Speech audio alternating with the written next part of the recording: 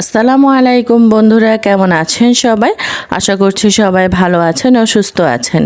যে যেখানে থেকে আমাদের ভিডিওটি দেখছেন, দেশের ভেতর ও দেশের বাহিরে, কাছে দূরে, সবাইকে জানাচ্ছি পবিত্র ঈদের শুভেচ্ছা। ঈদ মোবারক। আজকে হলো আমার ভাই গরু আনতে যাচ্ছে, মানে আপনাদের ভাই আর আমার ভাই দুজন মিলে গিয়েছিল। তো কিছু টাকা আর কি শর্ট পড়েছে, সেটা নেওয়ার জন্যই হচ্ছে বাসায় আসার কারণ। তো হচ্ছে টাকাটা আমি বুঝিয়ে দিলাম, দেওয়ার পর এখন হচ্ছে চলে যাচ্ছে। তা আমার আহাদ হচ্ছে তার মামার পিছন পিছন ঘুরতেছে। তারও খুব ইচ্ছে ছিল সে গরু আনতে যাবে, কিন্তু বোঝেনি তো, ছোট মানুষ, গরুর হাটে নিয়ে যাওয়া পসিবল হয়নি।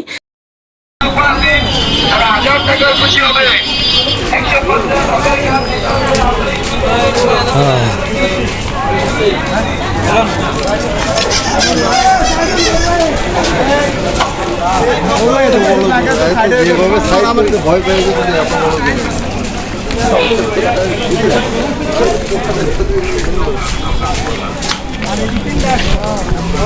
এক নাম্বারে আসতে পারে।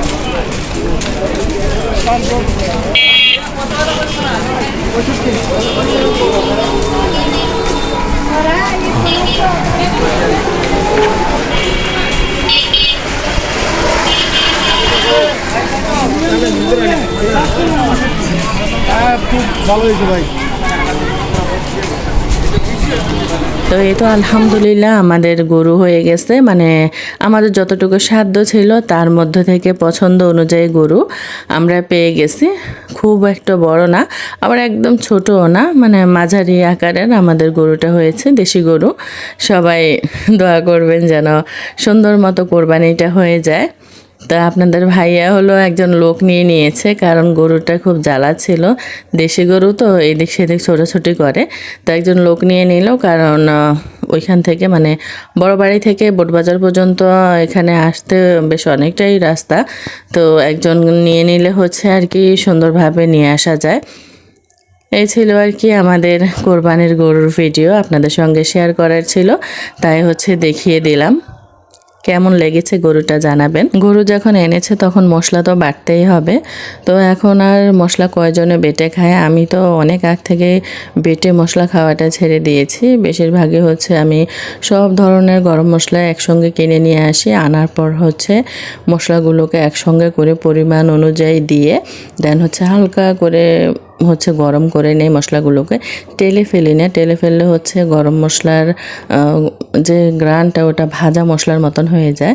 তাই হচ্ছে আপনারা যদি রোদ থাকে তাহলে মশলাগুলোকে ভালো করে সুন্দর করে মুছে টুছে নিয়ে একটা কাপড় দিয়ে দেন হচ্ছে এগুলোকে রোদে শুকিয়ে তারপর হচ্ছে গুঁড়া করে নিতে পারেন ব্লেন্ডারে দিয়ে।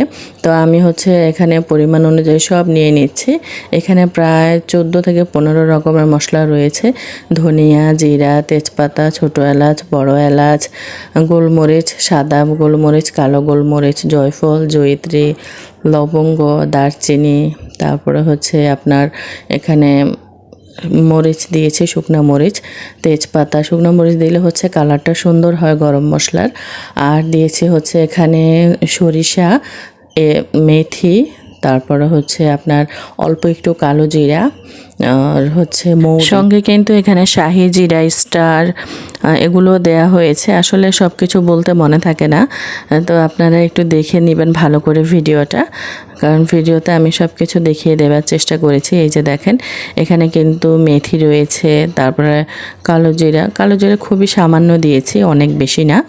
আর মৌরি দিলে কিন্তু গরম মশলা থেকে সুন্দর একটা ফ্লেভার আসে, তাই ওই শাহি জিরা, মৌরি এগুলো দেওয়ার চেষ্টা করবেন।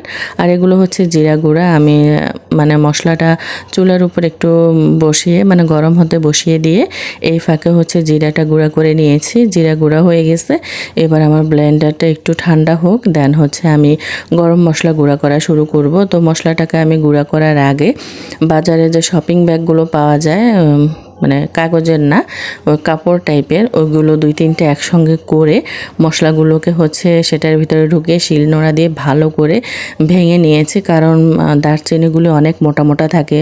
তারপরে কি বলে এটাকে, বড় এলাচ, জয়ফল, স্টার, এগুলো কিন্তু সহজে গুঁড়া হতে চায় না, তাই এরকম আর কি বুদ্ধি করে এগুলোকে ভেঙে গুঁড়া করে নিয়েছি। এতে হচ্ছে আমার ব্লেন্ডারটাও ভালো থাকবে আর গুঁড়াগুলো একদম ফাইনভাবে সুন্দরভাবে আর কি ফিনিশিং হয়ে গুঁড়া হয়ে যাবে। তো এই যে দেখেন সুন্দর করে কিন্তু আমি এই যে গুঁড়াগুলো করে নিয়েছি। আর গুঁড়া করার পর কিন্তু সাথে সাথে বয়ামে ঢুকিয়ে ফেলবেন না, কিছুক্ষণ হচ্ছে মেলে রাখবেন, কারণ এগুলো গরম হয়ে থাকে একদম, গরম গরম ঢুকিয়ে রাখলে কিন্তু নষ্ট হয়ে যেতে পারে। তাই কিছুক্ষণ হচ্ছে এগুলোকে হচ্ছে রুম টেম্পারেচারে রাখবেন, হয়তো মিনিট 5-এর মতো রেখে দেন হচ্ছে আপনি কাচের জারে রাখবেন। অবশ্যই কাচের জারে রাখলে হচ্ছে গরম মশলাটা অনেক দিন পর্যন্ত ভালো থাকবে। আর নর্মাল ফ্রিজে রেখে দিতে পারেন, নর্মাল ফ্রিজে রেখে দিলেও প্রায় 6-7 মাস পর্যন্ত মানে এই মশলার ফ্লেভারটা একটু নষ্ট হবে না, যেই রকম বানিয়েছেন একদম সেম ওই রকমই থাকবে। আর আমার কিন্তু অনেকগুলো হয়েছে, প্রায় 2 বয়াম হয়ে গেছে, এগুলো আমার প্রায় 6 মাসের মতন চলে যাবে। এখানে প্রায় 1800 থেকে 2000 টাকার মতন গরম মশলা রয়েছে। তো আমি হচ্ছে একসঙ্গে করে রাখি, এতে সুবিধা হয়। যখনই হচ্ছে আপনি মুরগি মাংস যেটাই রান্না করেন না কেন, এখান থেকে 2-3 চামচ দিয়ে দিবেন, ব্যাস আপনার ঝামেলা শেষ। না হলে হচ্ছে যখনই গোশত মুরগি মাংস রান্না করবেন তখনই হচ্ছে গরম মশলার ডিব্বা নিয়ে টানাটানি করতে হবে। এই মশলা সেই মশলা বিভিন্ন ধরনের মশলা মিলাতে প্রায় আধা ঘন্টা চলে যায়।